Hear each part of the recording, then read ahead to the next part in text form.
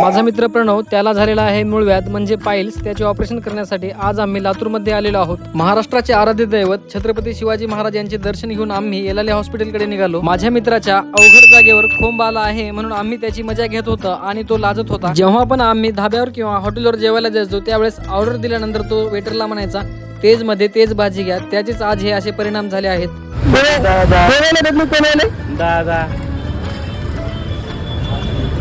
Finally आम्ही बबलूच्या आजोबाला घेऊन एलाले हॉस्पिटलला आलो. जास्त प्रमाणात त्रास असल्यामुळे बबलूची चालण्याची चाल पण बदललेली आहे.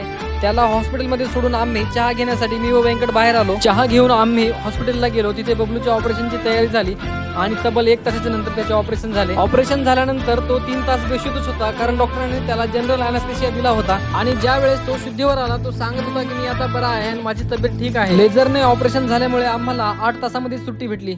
तर मित्रांनो, भेटूया पुढील व्हिडिओमध्ये.